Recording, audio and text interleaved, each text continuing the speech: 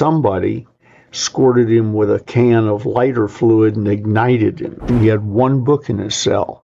And when I saw it on the top bunk, I said, Charlie, it's an interesting reading selection. He knew what I was talking about. He said, yep, only book I own.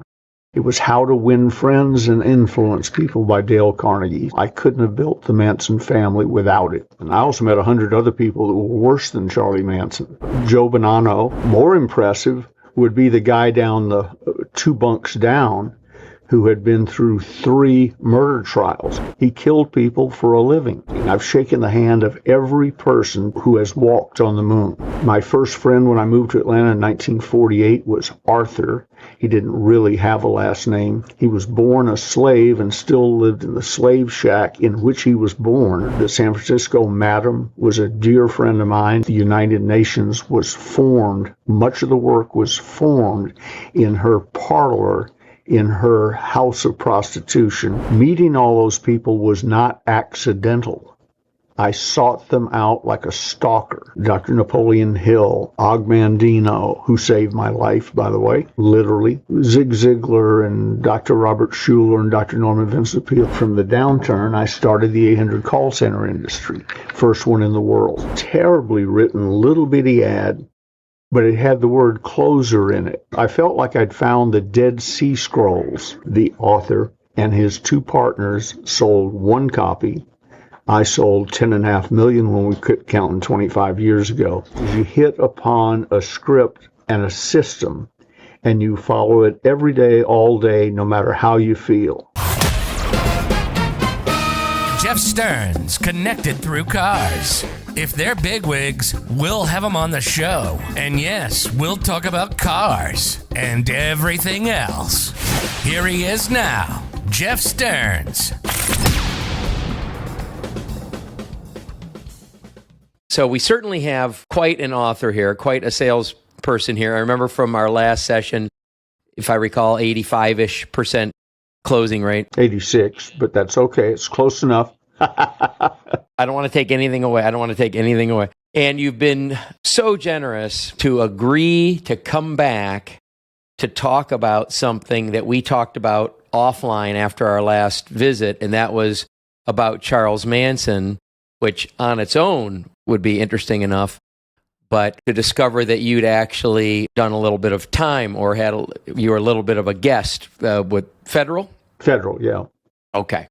Charlie was at San Quentin, California State. San Quentin, I mean, legendary place. So yeah, I was a little nervous to ask you if you were willing, because I didn't want to offend you, disrespect you. I mean, I appreciate what you've done in your life for others and how you've turned it around. But the way you handled it and being willing to come back on just to talk about that, I really appreciate it. So let me just ask you directly, and I'm actually nervous to ask you, what led to you having your 6-year visit to San Quentin? San Quentin is where I taught.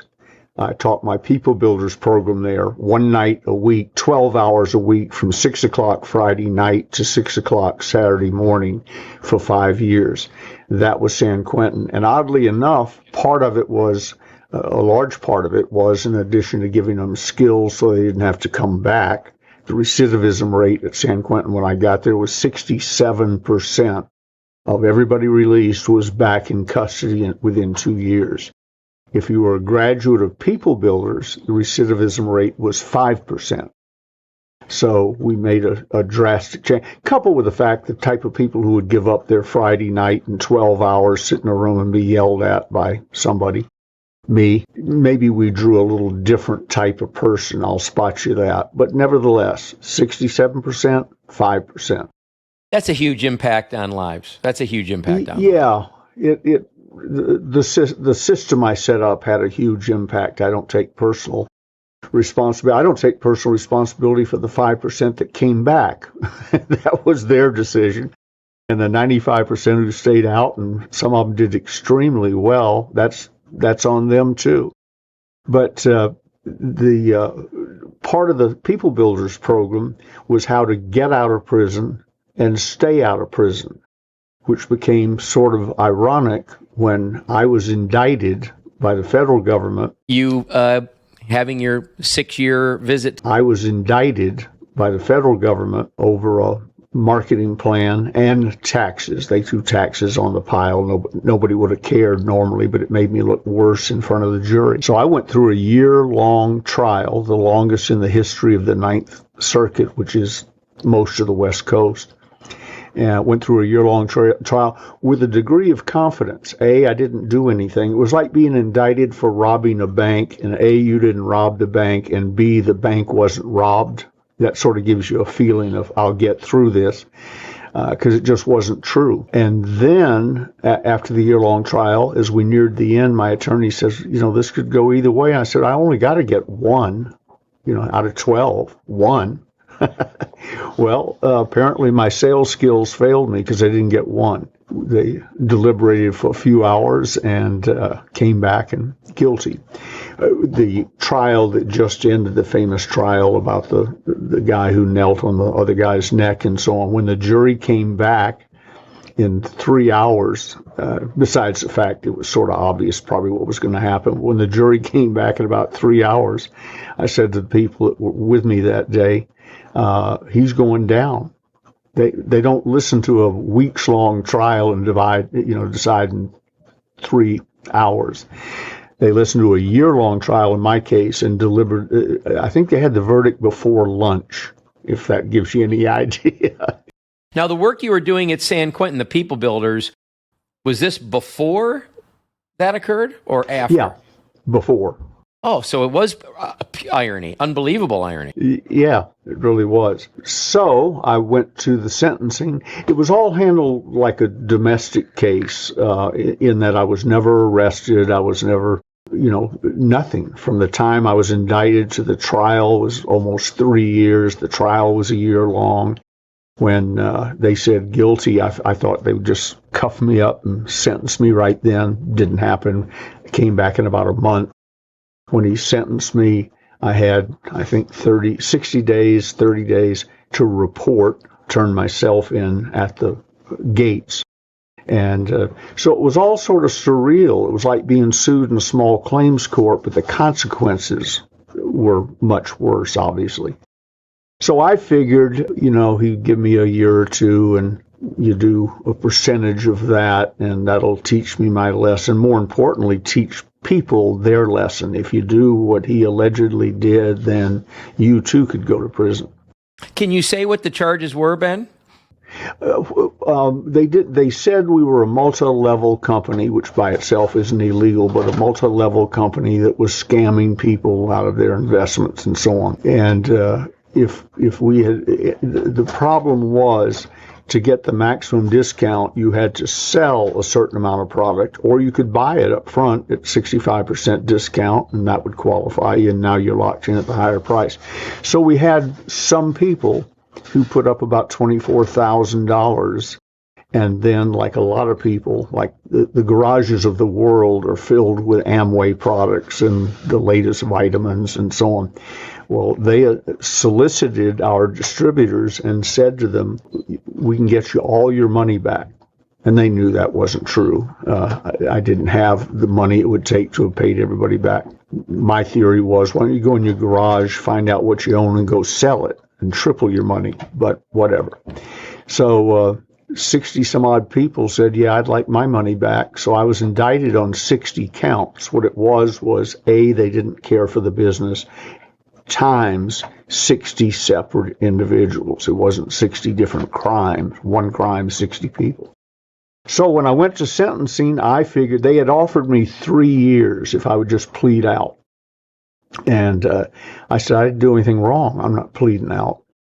Hence the trial. Well, there was a year. I would have almost been out if I'd taken the 3-year deal and gone in.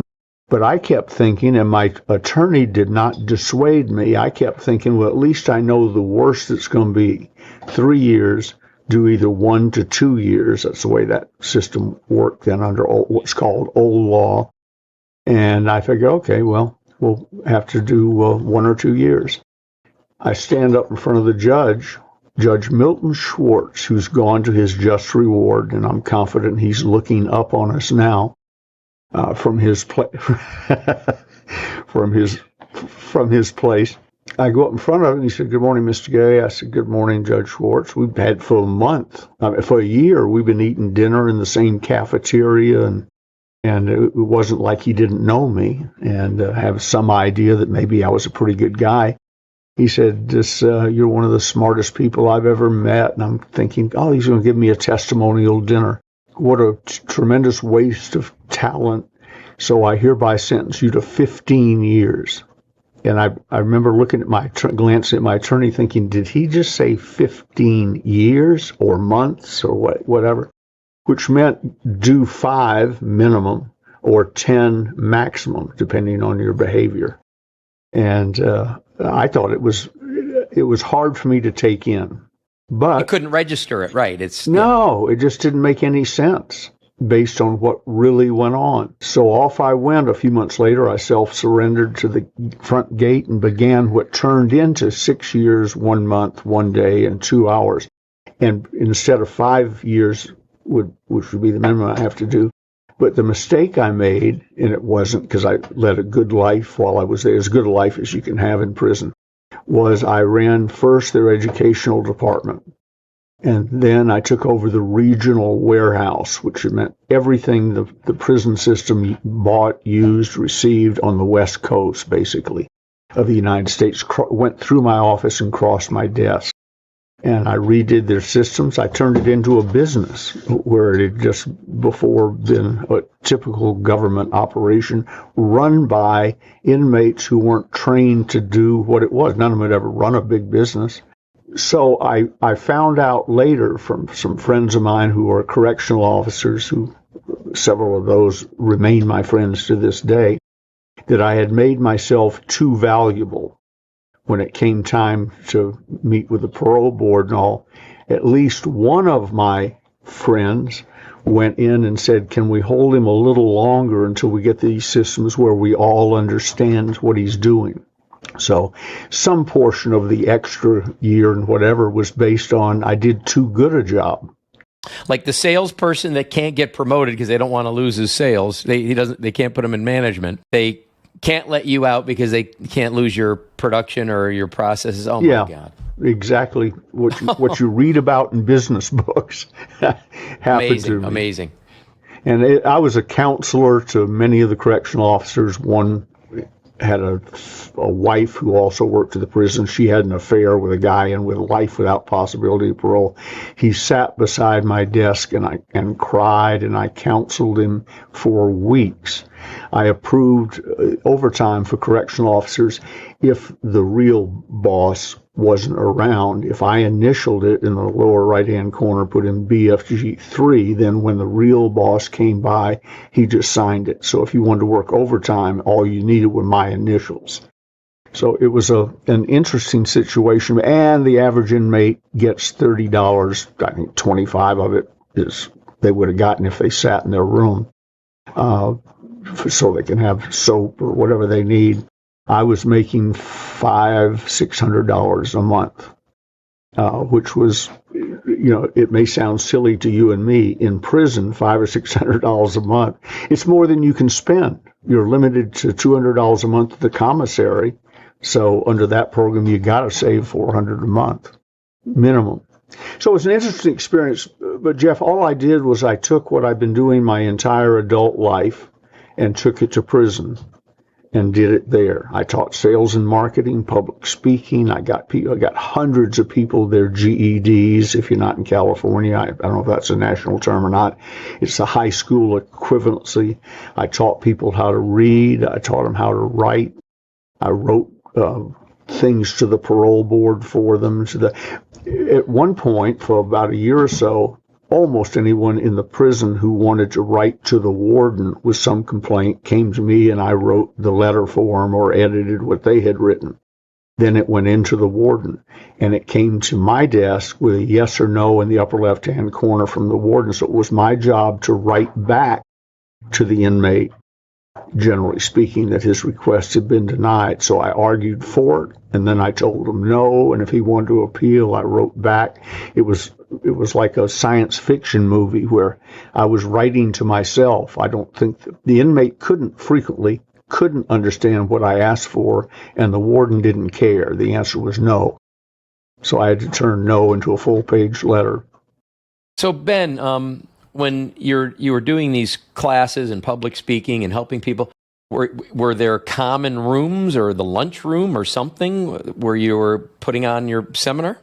Yeah, the dining hall. There was another building that I sometimes used if something was going on in the dining hall. But we'd have at Lompoc 100, 200 people a night on the teaching nights.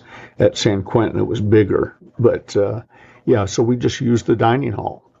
So you're in the dining hall. I'm trying to picture this with your whiteboard or your overhead projector or chalkboard and chalkboard. Yeah, chalkboard. Okay. And and handouts and people showing up at the prescribed time, etc. Right. Let me show you one who showed up. That's one of my, if you want to say what good did you do, look at this. That's Lamont Bowens. Gigi and I unofficially adopted him. Don't let your past hold you back. The night I met him, he came to the public speaking course scared to death. He was a high school dropout. That's assuming he ever dropped in. I don't know that he went to high school at all. I never asked him, but I know he didn't graduate. And today, he's a practicing attorney, has 3 offices, one on the East Coast, West Coast, and one in Texas. He's up for a judgeship and doing extremely well. His plan before he came to public speaking, Jeff, is one of my secret weapons. It gives people, if they're never going to give a speech in public again after they leave the class, or maybe only at their Rotary Club or at their church, it doesn't make any difference. It gives them a confidence that they didn't have before. They did the most scary thing they can do. Speaking in public, supposedly, I don't understand it because I love it, but is the number one psychological fear ahead of death by fire. So is that true? That's what the studies have shown. I've read it numerous times. I never knew that. I saw Jordan Belfort speak at a conference, the Wolf of Wall Street, and he said something that I stole. Some people have a fear of public speaking. I have a fear of not public speaking. Yeah. I'm more comfortable standing in front of 5,000 people with a spotlight on me than I am in my living room at Thanksgiving making small talk with Gigi's relatives. I'm at home on a stage. Can't wait to get on. People see me off to the side as I'm being introduced, and I'm doing this. I said, "Are you nervous?" I said, "No, I'm waiting for him to shut up so I can get on." You're excited. This is what I do. But when you can take somebody like Lamont, here was his game plan. He wanted to get out of prison, stick up somebody, get $300 or $400 to finance his way back into the drug business. That was his life plan. So he was looking for stake money to get started. Yeah. With drugs. And the public speaking class, he'd heard good things about it, but he shuffled his feet and didn't come for a couple, 3 months before he got up the nerve. And then he took to it like a duck to water, and that's what he does all day, every day now. He speaks to juries and so on. On our last visit, this is the fellow that you and your wife adopted that you'd signed for him on a couple of student loan guarantees or something? Yeah, we guaranteed his college tuition, and then we guaranteed his law school tuition. And when he called a few months ago and said, "I need another letter of recommendation," I said, "How much is this one going to cost me?" And let me put a footnote on there. We've never had to pay a dime. He's paid everything. So I've never been called. So it didn't cost anything to look like a good guy and guarantee the loans. But then he called and said, "Dad, I need another letter of recommendation." I said, "How much is this one going to cost me?" He said, "Nothing. This is a judgeship."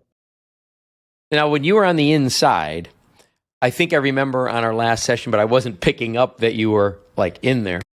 You said that there was certain days that you put on a suit and went to the visitor's room? You'd have to give me a direct quote back. Okay, fine.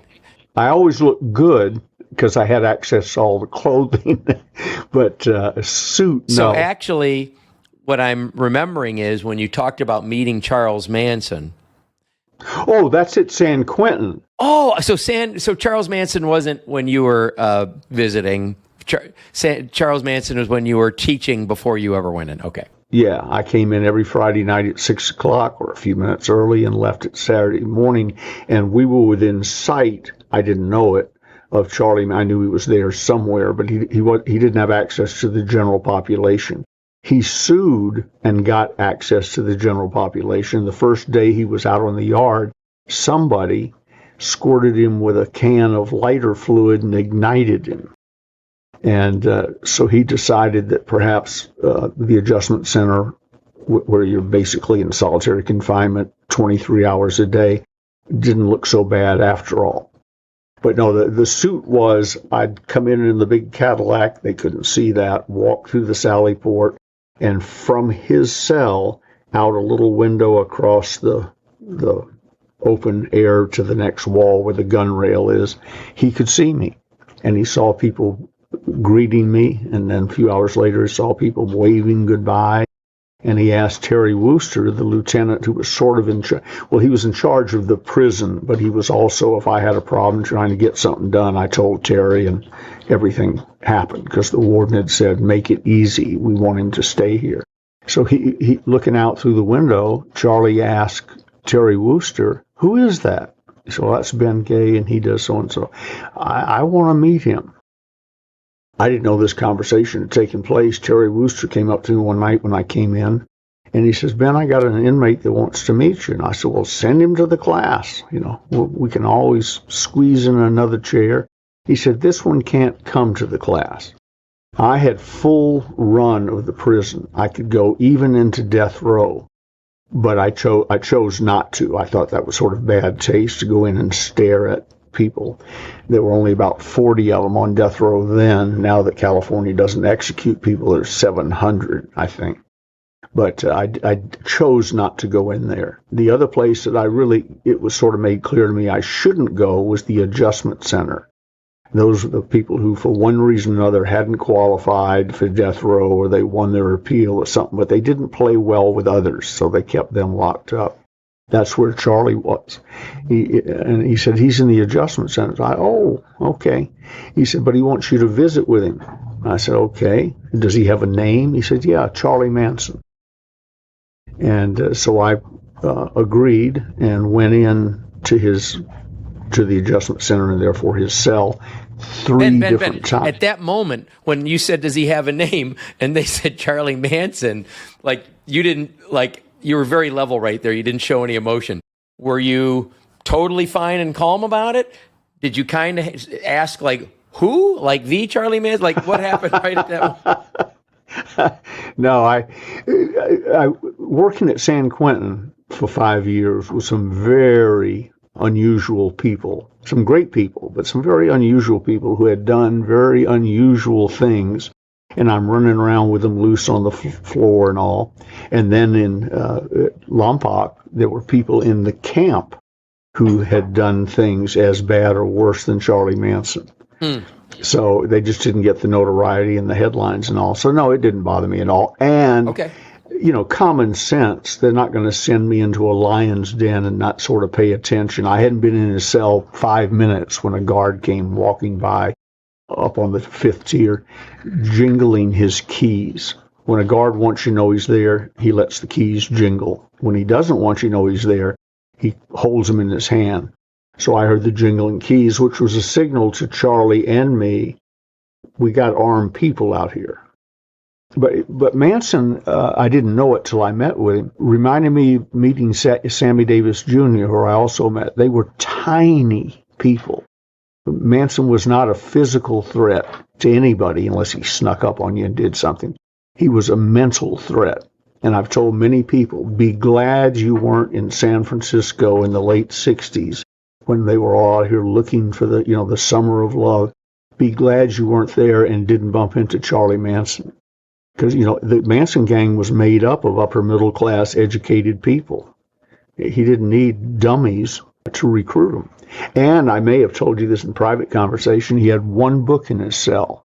And when I saw it on the top bunk, I said, Charlie, it's an interesting reading selection. He knew what I was talking about. He said, yep, only book I own. It was How to Win Friends and Influence People by Dale Carnegie. He said, it's my Bible. I couldn't have built the Manson family without it. Honest to God. Well, the techniques are you can take It's the same. gun. It's the same. Yeah. Yeah, you can take a gun and protect your family. You can take a gun and go rob a bank. It's a gun. The techniques in How to Win Friends and Influence People will work in just about any situation, no matter what the goal is. I can totally see that, and of course read the book, and I get that. It's just amazing. And that, okay, but did he have remorse? I mean, I don't know what you got into with him. No. Okay.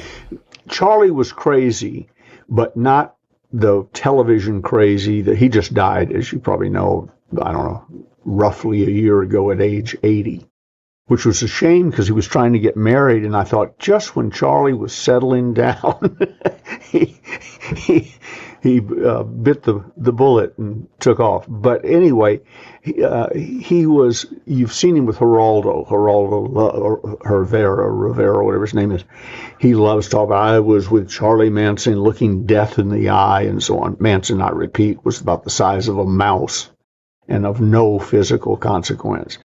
But he would get up in front of the camera in the Geraldo type situations and go booga booga booga, and he had the swastika by then carved in his head and carry on.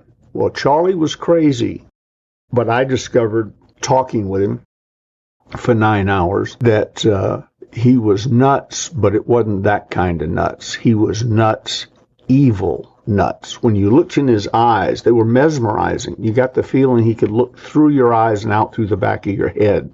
And he knew how to use the physical attributes that he had and tie them into what, if he'd aimed it in some direction, was quite impressive, is mental acuity. But it got misguided. When the first night I was there, guard comes down. I forget it was the same guard that I just told you about with the rattling keys, but early on, guard comes down the area outside the cell, and the keys are rattling. And Charlie and I are talking about something. He said, "Excuse me, Ben," jumps up, runs over to the bars, and as the guard goes by, he goes, booga, booga, booga, booga, and does the crazy stuff you've seen on television. And the guard didn't even look at him, just said, "Hi, Charlie," and kept going. Apparently, he'd seen the show before. Then Charlie came back, sat down, and he said, "I'm sorry. They love that stuff." So to him, it was a show business act.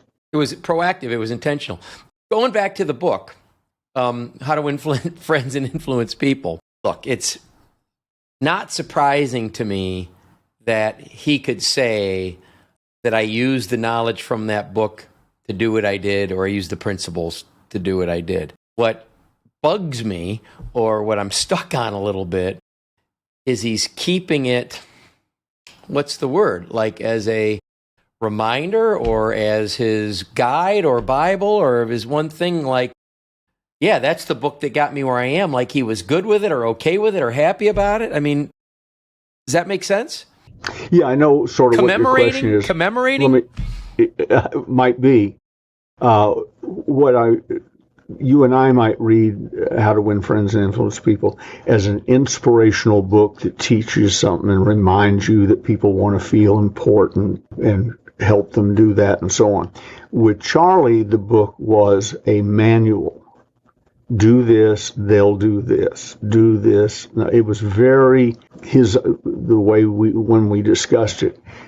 It was sort of like you decide to take apart a car engine. First, take off the whatever. Not to improve mankind, just to get the whatever that thing is that sits on top of a car engine, just to get it out of the way. Fuel injection. Yeah, whatever. And now you do this, and now you do this, and now you do this. It wasn't for the good of mankind. It wasn't for the good of the car engine. It was because this is what you do to get people to jump through certain hoops. So I repeat, you can use a gun to rob a bank or to save your family. He used it to rob a bank. Amazing. And I mean, so you said you spent 9 hours with him. So I'm assuming more than one visit. I mean, you didn't sit there with him for 9 hours. Yeah, it was 3 visits of 3 hours, and not wanting. I've had friends come to People Builders, and then they want to have a prison experience, be taken back into the cell by one of my classmates because they had to go back for a count in the middle of the class, twice actually, in the middle of the 12-hour class. And on more than one occasion, they went back, got locked in a cell, and my people were allowed to do that. The guard getting ready to do the count would note that there was a visitor in there. So, don't count the visitor when you go by that cell. And they'd go back, and the count wouldn't clear because somebody wasn't where they were supposed to be, or somebody had escaped or tried to, or whatever. So you didn't want to be in a cell when the count is messed up because you stay in the cell. They don't want to hear your visitor right then. They freeze the prison. And some of my visiting guys, one a trainer with U.S. Leasing Corporation. He was a sophisticated, wonderful guy. He spent 12 hours locked up in a friend of mine's cell. Another guy with, I think, TWA, his name was Yuki Sano. Because I remember when I got home, I went home, I knew it was going to be a while. Miss Sano called and said, Ben, my husband hasn't come home. I said, no, he's locked in the West Block. Wait in Joe Mac's cell, waiting for the count to clear. He's fine. Probably not the safest he's ever been in his life. But he's not coming home till the count clears. I said all that to say this. I went into Charlie's cell 3 times. Right after the count cleared, then I went in, and then they're going to count again in 4 hours. So I left after roughly 3 hours. I had no desire, not that he was scary, I just didn't have any desire to be locked in a small space with Charlie Manson for 12 hours. So when you were with him, was it interesting because it's interesting? Did you have a ministry feeling? Because obviously your background is all about improving the lives of others, period. I mean, that's your common thread. So, I mean, I can understand as like a fix-it project. Did you have a feeling like I'm going to turn Charles Manson around? Like, what had you in there 3 times? What was the No, motivation? He was too far gone. I was just fascinated. I didn't spend a second of trying to turn Charlie around. I do remember spending a little time in my own head making sure Charlie didn't turn me around because he was a very persuasive guy. No, it was just to do something interesting. If I've spent more time with Jim Irwin, commander of Apollo 15, than I ever did with Charlie, and because of Jim's techniques, and he was a test pilot and so on, we ran through my information contribution to the conversation rather quickly. What I wanted to know from Jim was, what was it like to walk on the moon? What was it like when it took off, wondering if Apollo 13 had blown up. He was in 15. So that's got to be on your mind. So I wanted to know stuff like that. What was it like when you came around the moon and took that famous Earthrise picture? Jim, there's several of them, but Jim took the first one. I said, what was the feeling like? And I thought he was going to say, the power of the United States, or all my work has paid off, or, whatever. He said, Ben, I was struck by my total insignificance. You're on the moon looking at the Earth, and you can see unobstructed much of the rest of the solar system, if not the universe. And it probably, what he was trying to explain to me, makes you feel very, very tiny. So I just wanted to know what Jim knew and felt. With Charlie, I want to know the same thing. They were just in 2 different professions. We don't have to spend much more time or any more time if there's nothing interesting about Charles Manson, but did you end up leaving with anything really eye-opening or distilled down to something, or just crazy evil? Crazy evil was probably number 1, yeah. But number 2 was seeing how he used the systems and techniques that I've been using and teaching for years all around the world. He boiled it down and used it for evil. But it was, in some bizarre way, I probably regret saying this, it was a validation of the way things work. People say, you go into San Quentin, what is it like? I said, nothing goes on at San Quentin that doesn't go on in your neighborhood.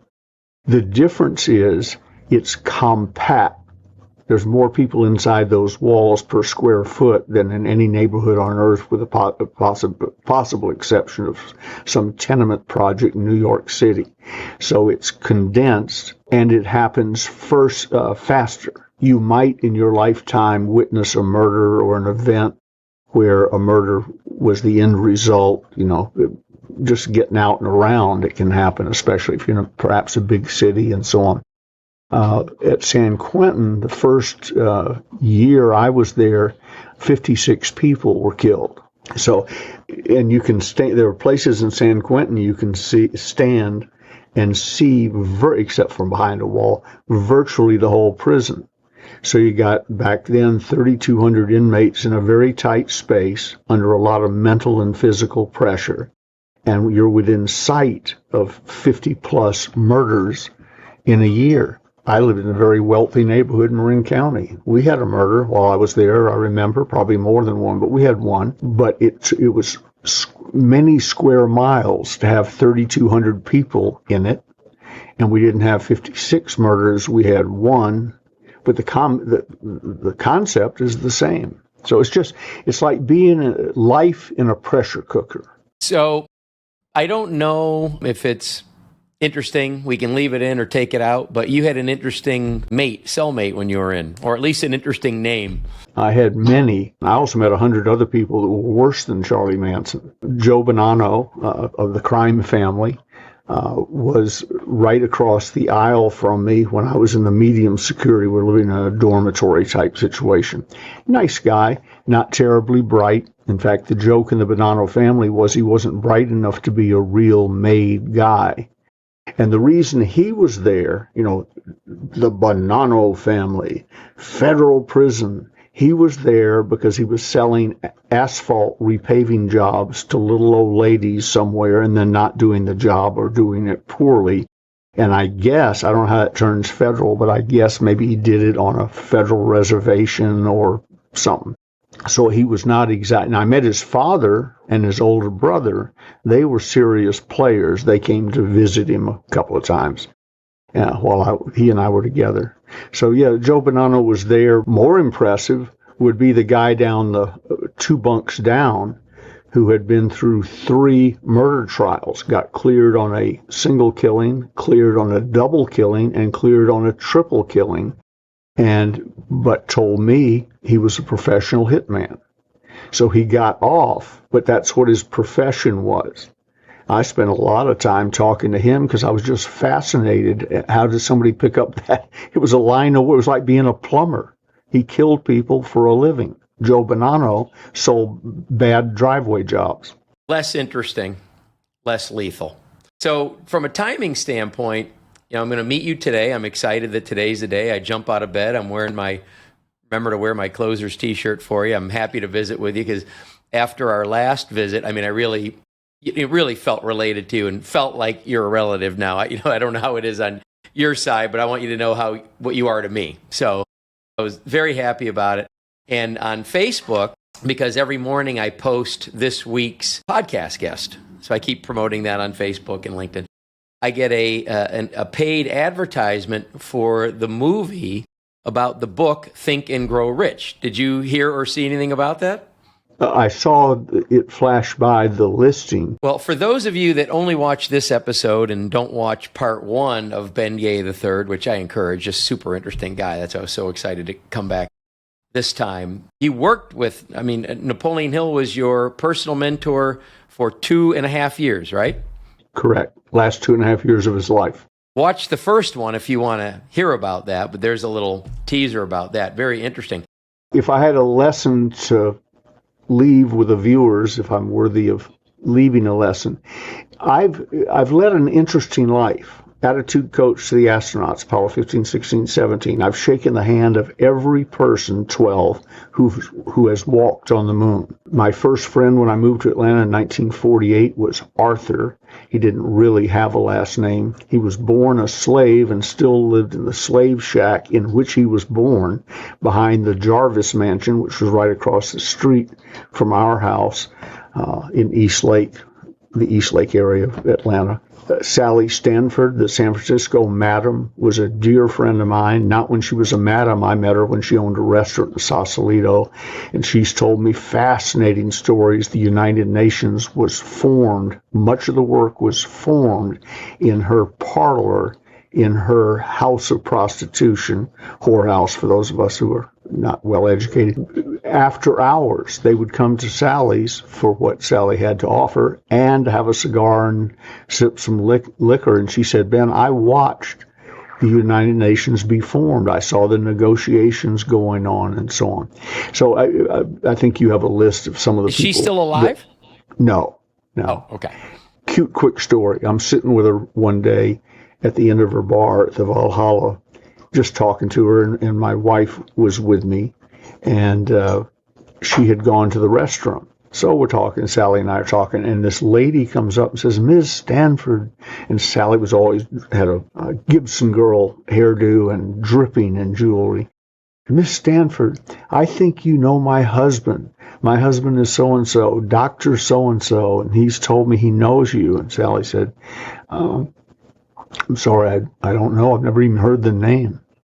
And, oh, no. And she dropped a few little things that would indicate probably the husband did know her. And finally she gave up and went away. And I said, Sally, I think you know that guy. And she said, Ben, if Gigi came out of the restroom right now and asked me if I knew Ben Gay, I would say no. In her line of work, it was always no. Yeah, you admitted to knowing no one, but in that era in San Francisco, she knew everyone. Mayors, governors, supervisors, bankers, and so on. So I would encourage the viewers to sort of make it a goal to meet interesting people. My life is so much richer as a result of knowing, and famous or infamous is a little extra bonus, but many of the most fascinating people I've met no one's ever heard of but me and their immediate family. But I go out, if I walk into a situation, restaurant, living room, we were at a party last night, and there's somebody there that's unusual, has a little classic story, I'm right over next to him, sitting down, talking to him. And sometimes I'm wrong and you have to go find somebody else. But it's how I met all of these, you have a list of famous people, I think I sent you, of people might want to talk about. Meeting all those people was not accidental. I sought them out like a stalker, hired them if necessary. Dr. Napoleon Hill, Og Mandino, who saved my life, by the way, literally, and Zig Ziglar and Dr. Robert Schuller and Dr. Norman Vincent Peale. All of those people I sought out or hired so I could be around them. And it's made my life a whole lot fuller. Can you tell us how Og Mandino saved your life? Is that worth talking about? Yeah, well, to me, saved my life. I mean, other than you still being alive, is it interesting? Yeah, he was, in one of his books, he wrote about it, that he decided to commit suicide. He was a park bench drunk, frequently covered with vomit and waking up in the morning and not knowing which park he was in. And he decided to end it all. So he went to a pawn shop, looked in the window, and there was a pistol he could buy for $39, I believe was the figure, and he didn't have $39. So he said, I'll save up the money. Well, by the time he saved up the money, the feeling had passed for the moment. But later, he got a hold of a gun somehow, and he said, I decided to end it all, Ben. And so I put the gun in my mouth, and he said, I tasted defeat. Combination of cold steel, gunpowder residue, probably the oil from whoever cleaned the gun last. He said it's a unique taste, the taste of defeat, and I refused to be defeated. Put the gun down and went about my life and became Og Mandino. So he told me that story, and I thought, well, that's interesting. Not too long after, 2-3 years later, my life as I knew it was unwinding. My mentor and boss, William Penpatrick, and I got in a squabble, and I got fired, but I continued living like the money was coming in, like it had been, but nothing was coming in. And in the result, I got terribly depressed. The house was foreclosed on. Cars were towed away. And I was up in my office and from a distance in this magnificent home, obviously a successful guy, broke, looking out over San Francisco Bay. And I picked up my .357 Magnum, which I'd gotten because there was some death threats. I was in multi-level marketing in the Wild West days. I picked up my .357 Magnum and decided to end it. And I put it in my mouth, and I was gone. I had made the decision. And I tasted what Og Mandino had described. I tasted defeat. And if he hadn't told me that story, I don't think it would have crossed my mind. Sure, that was a trigger. Sure, I would think of that if I ever, God forbid, put a gun barrel in my mouth. I would always think of that now. So I put the gun down on my desk and went back to being Ben Gay. And Og had literally saved my life. It took a while to climb out of the hole, but it all worked out far better than it had been before. The book. So you wrote The Closers after this downtime in your life? No, after it came into my hands. You got time for a closer story? Please. Okay. In The Closers Part 1, you can't probably see it, but down beneath my name, it says editor. I see small letters, yeah. Yeah, it's editor. And the reason is after I bounced back from the downturn, I started the 800 call center industry, first one in the world. And where we all used one number and then broke them apart with operator numbers and department numbers and so on, so that I could afford to have an 800 number. They used to cost $10,000 a month for 240 hours. At the end of the month, you got a new bill for $10,000 plus overtime from the previous thing. So the little breakthrough I made was I time shared an 800 number. Still have it to this day. And we started up the whole new business. But 95% of all Americans didn't know an 800 number was free to them. There was no 800 numbers in advertising. It was primarily used by huge companies to transmit data late at night, computer to computer. No one had I never knew where 800 numbers came from. Okay. Yeah, why Watts, a Watts line. A Watts line, right. Yeah, so we figured out a way to timeshare. Well, now we had to get clients, because when I had this brilliant idea, I'm one of those people who assumes if I know it, you know it. If I'm excited about it, you're excited about it. Not necessarily true.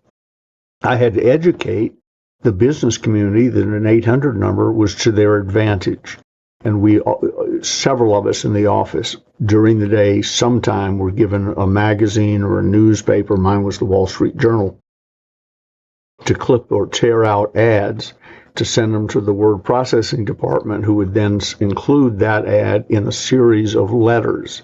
Letter 1, we saw your ad, blah, blah, blah. Letter 2, you haven't responded, wondering why, and so on. Well, one day, going through the Wall Street Journal, I saw this terribly written little bitty ad, but it had the word closer in it. And sort of like your shirt, my attention came up, if only because that's what I do. And so I clipped it out and just started to send it down to word processing because it didn't have an 800 number in it. But then as I started to do that, I looked at the ad and I think they're selling a book. It was only 3 or 4 lines long, and minus the word closer, I wouldn't have responded. So I put my personal check for whatever they were asking, $14.95, in with a request for the letter series and sent it down and forgot about it. Wasn't looking for anything to come in the mail. Literally wiped it from my mind. 3 or 4 weeks later, a package came, a little beaten up envelope with a crayon that looked like a marker maybe, addressed to me. And it's the type of package, Jeff, I wouldn't open unless it was out in the yard or something, for fear I would blow up it looked like it came from a crazed person, but we got so much mail, it skipped over me, and I opened it. And out came this horribly designed blue book, said The Closers on the front. That's all it said. With like almost computerized, squarish, That's the one I bought. All right. So I opened it up and flipped through it like you do with a new book, did the pages, and they shot all over my office. Whoever designed, one, they didn't know how to design a book. Two, they didn't know how to bind a book. And then when I found out the real story, they didn't know how to print it either. So I'm picking up the stuff, grumbling to myself, and I went to throw it in the trash, but it said the closers on it. So I put a rubber band around it, threw it in my briefcase, and thought, well, I'll read it on the next flight. This is before 24-hour movies and, all the things you have now. You read the in-flight magazine, and then you tried to go to sleep. So I'll bring it on the plane, I'll read it, then I'll leave. I even had a design. Day one, I had a plan for getting rid of it, put it in the seat pocket of the seat in front of me when I was done, because I knew I wasn't going to haul it. So I did that. On the way to New York from San Francisco, I started reading it. Had to put the pages in order, but I started reading it. And I didn't get all the way through it, but I felt like I'd found the Dead Sea Scrolls of selling. It was poorly written, poorly bound, poorly printed, poorly written, misspelled words, horrible grammar. But through it all, I could see genius in the understanding of the sales process. So I read enough of it when we landed at LaGuardia. I got off the plane, went right to a payphone against the wall. For you younger people, it hung on the wall or came in a booth and you put money in it and called people. We'll put a picture of a payphone up on the video here, Ben. Put one up, yeah. I said to the gentleman who answered the phone, I said, "Hi, I just finished reading The Closers and I want to talk to somebody." He said, "Well, Mr. Gay, how are you?" And I'm looking around. I felt like I was on candid camera or something, because we didn't have caller ID in those days. I didn't say who I was. And I said, "How do you know my name?" He said, "Well, we printed 500 copies of that book." Somebody conned him into doing it, who claimed he'd written the book. I don't believe that, but whatever. Conned us into printing 500 copies. We ran one ad one day in the Wall Street Journal. We got one order. So if you've read The Closers, your name is Ben Gay and you live in Placerville, California. That's amazing. That's amazing. That's I said, how many more have you got? And he said, like I said, we printed 500, sold one. I don't have to go look. $499. I said, I'll take them, because I figured I could make a joke out of it to explain its horrible condition and so on. Well, my people began eating it up, giving it to their distributors and so on, and coming back saying, how do we get more? Went through 500 rather quickly. So I called the guy back, Roy Brandley was his name, and negotiated the rights to The Closers internationally and the permission to rewrite it. So the author and his two partners sold one copy. I sold 10.5 million when we quit counting 25 years ago. So it was a very fortunate sale on their part and a very important discovery on my part. Funny how, serendipity. What are the odds of me seeing that ad one day, clipping it out, getting intrigued, buying it, reading it, trying to read it, and then negotiating where I can't remember the last time I was in a sales office where they say, how do I get a hold of The Closers? I said, well, the number's in the back of the book. How do I get one? Who's got a Closers in here?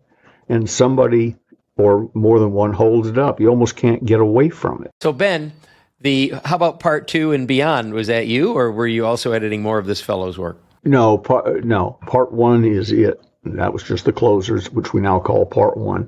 Part 2, I wrote by hand on legal pads. And then the Art and Science Resort Sales, I wrote with Dennis McCann. He was the timeshare expert. I was the writing and marketing expert. So we did that together, sentence by sentence. And then The Closers Part 3 is back to more of an editing situation, because it was written in a foreign language first. It swapped over to English, and then we did it together. But Part 1 shows you the kicks, the blocks, and the punches of selling, the red raw meat. Selling the way it really is, not the way we sometimes wish it was. And then Part 2 shows you what sophisticated people really do with that information. And Part 3 shows you all that information in action in a real world situation. Question. And you don't have to answer, of course. Did you make at least $1 a copy on the first 10.5 million? Well, it's a business and we have other expenses. You got to have somebody to answer the phone and so on. But I was talking to somebody just last night about that, who was a fan of the closers. We were at his house and he said, tell me the economics. I said, well, the printing cost has gone up. But when I first started, the book was, I think, we took it from $14.95 to $19.95. I said it was $19.95 plus, I'm quoting from memory, $2.50 or $3 postage and handling. Well, whatever the number was, let's say it was $3 covered postage, handling, the envelope it came in, and the printing of the book. So the gross was about $24 a book back in those days. Now printing has gone up and the industry has changed, but yeah, it was good for all of us. 3 kids went to college on it. Awesome. So something's coming to mind for me. This is out of left field. I don't know if you'll be into it, and I don't know if you say yes, if I could even pull it off. I'm in my office right now. This is where I work. I'm selling software and consultative service to car, boat, and RV dealers. I'm VP of sales for the company. I've been here 9 years, and I'm also a salesperson, meaning I sell direct to customers and have my own customers, and have always done quite well with it. My philosophy, whether I was selling cars or managing dealerships or in real estate or the many things I've sold on the side or this, has always been that if somebody can do it, like if somebody could run a 4-minute mile, I can do that at least. And that's the only thing I look at. I don't worry about the statistical odds about, well, what's the average guy make in your company or something like that. Can you identify with something like that idea? Sure. Okay. Yeah, I do want to know what the top guy is making or girl is making. Oh, sure. Because I sort of want to know, what's the field we're operating in here. If I want to be a millionaire, I can't do it selling lawnmowers at Walmart. I know that. I can get into the Walmart system. Unless one guy in the nation's making $1 million selling lawnmowers at Walmart. Then I'd want to know how he did that, and I would do that too. But I do want to know the game we're playing and the potential of the game. And then I want to get next to whoever's doing that top thing and start saying and doing whatever he and she is doing while I'm building my own thing. But it gives me an idea of basically what's possible. But it doesn't tell me what my limits are, because I've done more than whoever was number one when I got in any situation. I always wind up being number one because I come early, stay late, work on weekends, do whatever is necessary, work my referral base. I sold somebody late yesterday, right before we went out to dinner, who I first sold in Atlanta 50 years ago. Now, I see people say, when I left, they wouldn't let me take my mailing list with me. Hello, you had the mailing list first. You gave it to them. Keep a copy. Many of them from the early days have passed on to their great reward. But if I sold you into a Holiday Magic distributorship 55 years ago, I still have your name and your number then. It may have been updated and scratched out and moved around. But so I haven't run a paid ad in 25 or 30 years. My business is referral marketing and reputation marketing.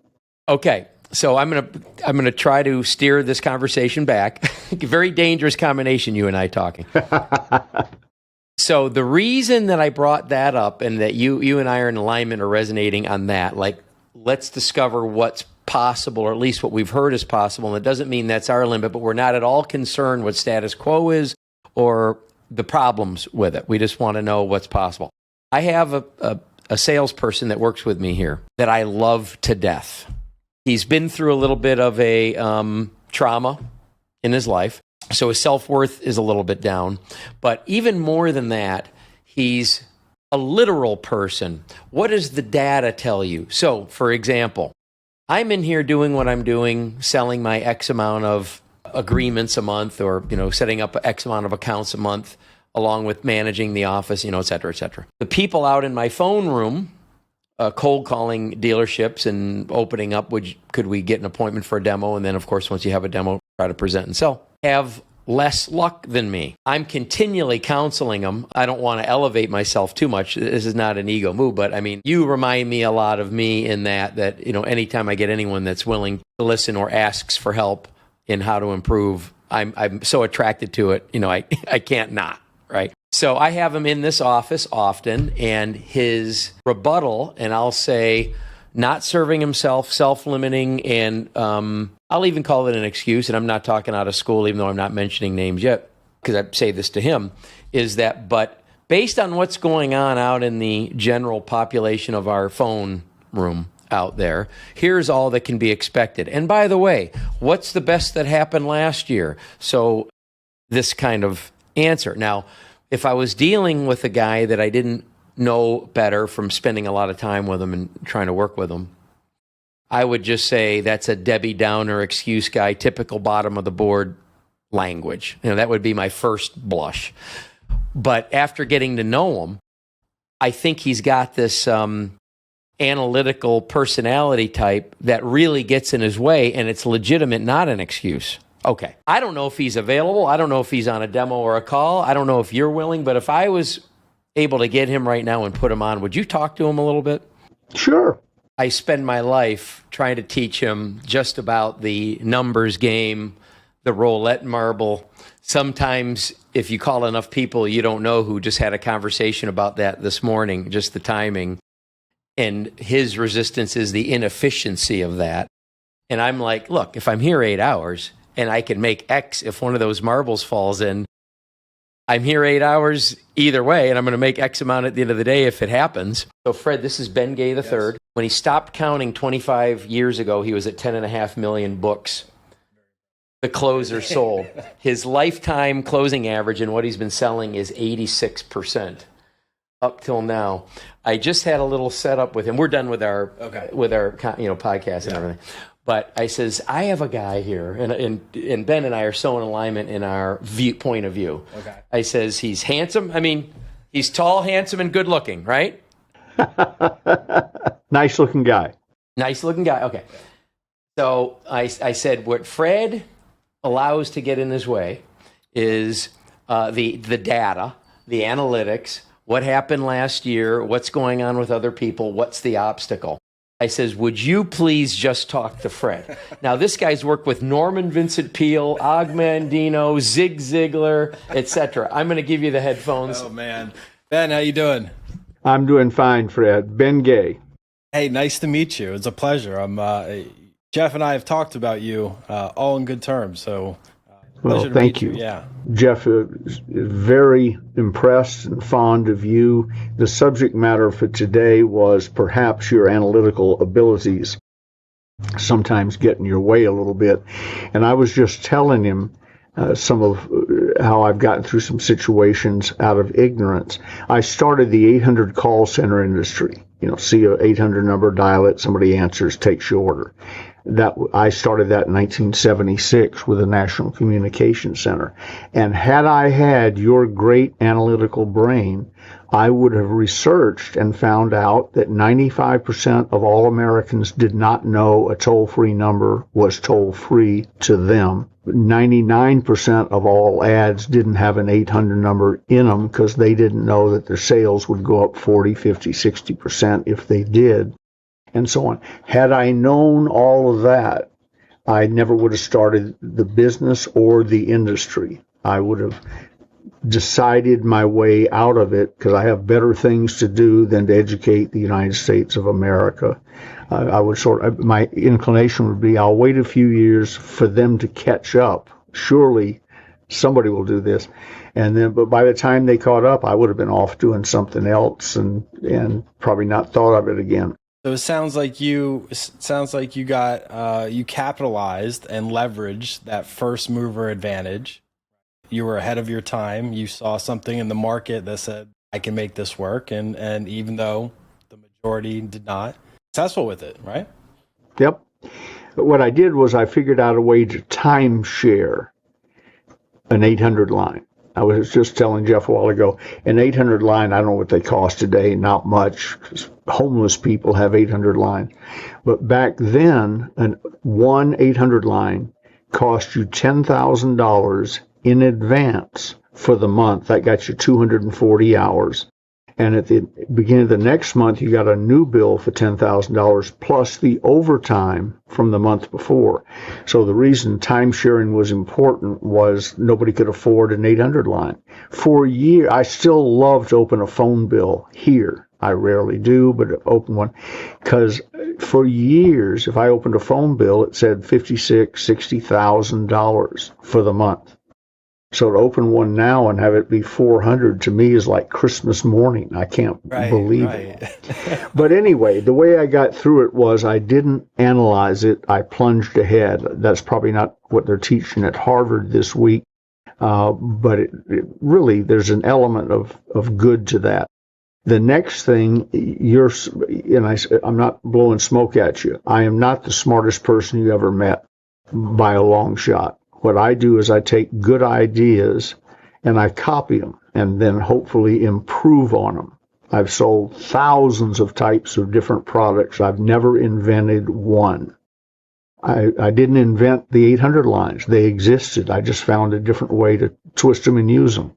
In the cosmetic business, we didn't have a single breakthrough product. We had better products because of the quality of the stuff that went in them, but no, look what I invented product. It was just more cleansing cream, more body lotion, more lipstick, whatever. So I find out what works. If I were in the car business, do you know who Ali Rita is? He's the number one salesperson in history in the automobile business. Broke, what was his name? Grizzard? No, that's funny. He beat him so bad I can't remember his name, and we all... The record stood for 44 years. Ali Rita sold 1,445 cars in 2019. The year he set the record, he sold 1,582 cars in 2017. In 1 year, working 5 days a week, minus children's birthdays or whatever. He has honed his skills. So if I was going to go into the car business, I trained a lot of them, but I don't claim to be an expert in cars. I would hop on a plane and go to Ali Rita and say, hi, I'm your new shadow. Get used to me. I'm going to be within 3 feet of you all day, every day, unless you're at home. And I would do what he does that works. So I don't have pride in authorship. I find out what works, then I systematize it. Napoleon Hill he helped me develop, but he tricked me into doing it, my daily success system. He said, Ben, for you to move up in the company, you got to replace yourself. And it's got to be somebody that you can say, hey, I recruited him. You got to be proud of him. So let's decide what that guy's going to do. I wasn't smart enough to figure out I was already president of the company, and the only person above me was the owner. And short of death, he wasn't going anywhere. But anyway, I worked on it with him the most of the day, and we worked out, here's what my replacement should do every day. Some things were constant every day. There's about 10 items on the list that I do every day, no matter what. They're just basics. And the rest of them are things that can be once a month, once a week, whatever. And then, of course, like any good calendar, you have things that today that you didn't know about yesterday, but the system allows for that. So we put it all together, and then I said, all right, that's good. I'll save that. And he said, no, you don't need to save it. What you need to do is type it up, have your secretary type it up, run off copies, and this is what you do every day when you come in. And he had written Ben Gay at the top of the list instead of this unknown guy we were going to have.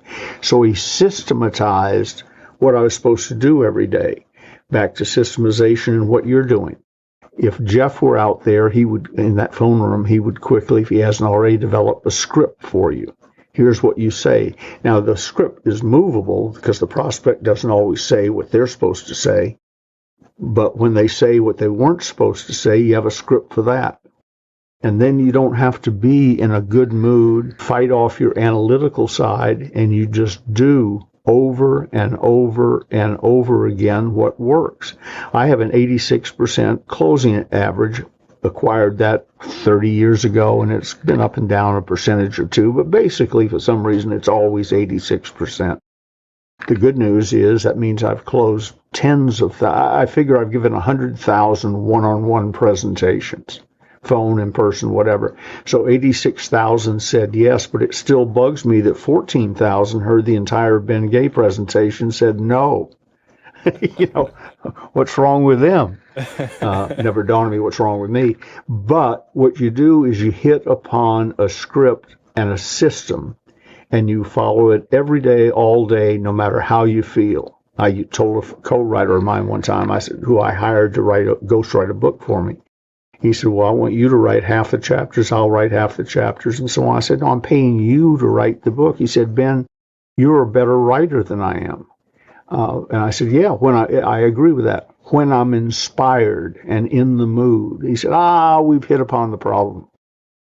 Professional writers don't write when they're inspired or in the mood. They write every day, no matter how they feel. And he set a goal for me, this is 30 years ago, of a page of copy that I wrote, rewrote, edited. If we had to, it could go to the printer right then. One page like that every day. Well, that means you write about a book and a half a year if you're not even trying to write a book. Right, and you followed that for how long were you writing a page a day? From the day he told me that till today, before I leave here. And sometimes you get inspired and write 20 pages. Sure. The best thing I've ever written is Sales Infiltration, the last chapter in the Closers Part 2. Borrow it from Jeff and then get your own and mark it up. I wrote that in one sitting, and it runs about 45 pages, I think.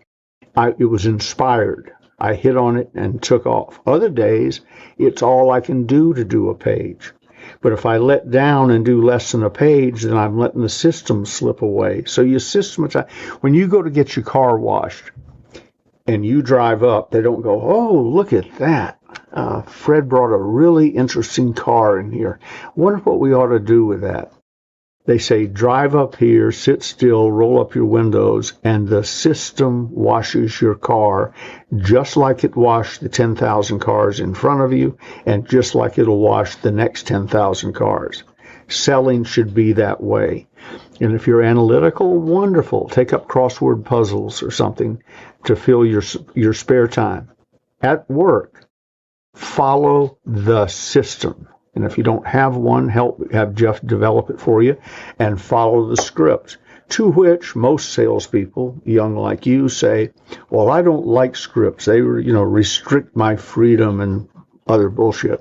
If you've been in selling over 30 days, you're on a script now. You say we tend to fall into habit patterns. So the question is it a good script? Was it tested? Do you trust it?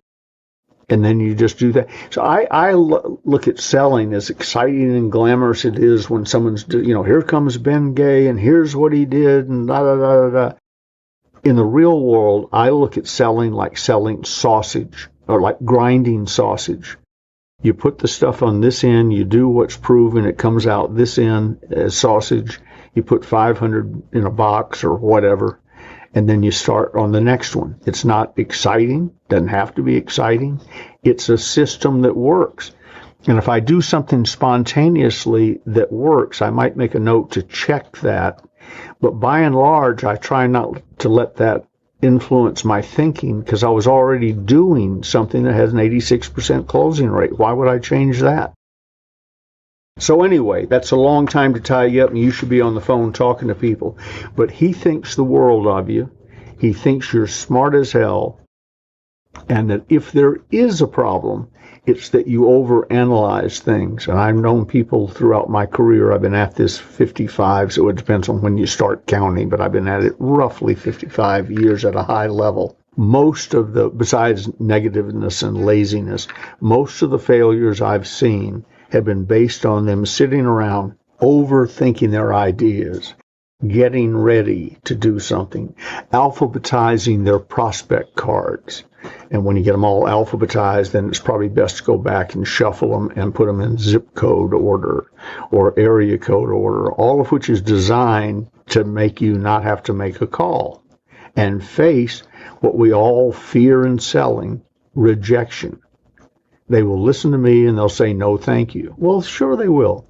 Your job is to get your closing rate up to the point where you can live with that. 14,000 people have said to me, no, thank you, Ben. And you've already solved this. Let me give you some good news. I say it's a number I sort of made up, but I made it up based on experience. 85% of all the problems in selling go away if you pick a quality product or service. You already have done that. That's competitively priced. The marketplace takes care of that. If you guys weren't competitively priced, you soon would be, or you'd be out of business. And you spend your day talking to qualified people. In your case, except to making sure you're talking to the right person within the business you're after is clearly defined. You know who you're calling.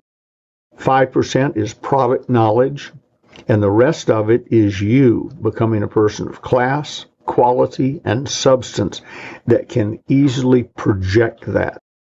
They need to know they're talking to a winner and that their fate is in good hands if they trust you.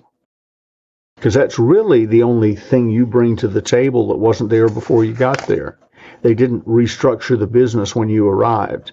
What's different about the business when you're talking to somebody is with you, they get Fred. I appreciate your time, Mr. Gay. It was a pleasure meeting you. Here's Jeff. Ben, you're awesome, man. Thank you. Nice young man. He is. So I know you have your next thing pending, if not overdue. Yeah. I just got a note that implied I was a slacker for not being where I'm supposed to be. But I'm also a sucker for helping young people. I knew, and I took full advantage of that. Not fair. This has been Jeff Stearns, Connected Through Cars.